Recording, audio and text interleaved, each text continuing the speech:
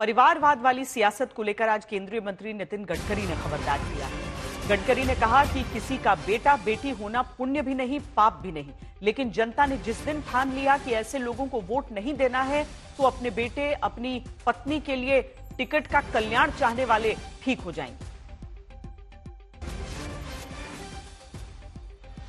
आणि योग्य निदान करून आपल्या इथे आपण नेहमी म्हणतो, आपल्या संस्कृतीमध्ये वसुदैव कुटुंब जसं म्हणतो तेव्हा आपण म्हणतो विश्वाचं कल्याण हो।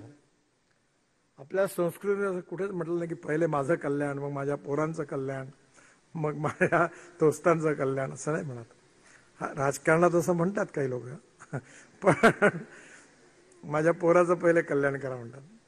त्याला तिकीट द्या, बाकी काही झालं तरी चालेल, माझ्या पोराला तिकीट द्या, माझ्या बायकोला तिकीट द्या। हे का बरं चालतं? कारण लोक त्यांना मत देतात म्हणून। ज्या दिवशी लोक ठरवतील की हे जे वारसा हक्काने आलेले यांना आम्ही मतदान करणार नाही, त्या दिवशी एका मिनिटात सरळ झाल्याशिवाय राहत नाही। कारण कोणाचा मुलगा मुलगी राहणं हे काही कोणाचं म्हणजे पुण्यही नाही पापही नाही, पण त्याने आपले मेटल प्रूव्ह केले पाहिजे। लोकांनी म्हटलं पाहिजे की तुमच्या मुलाला उभं करा।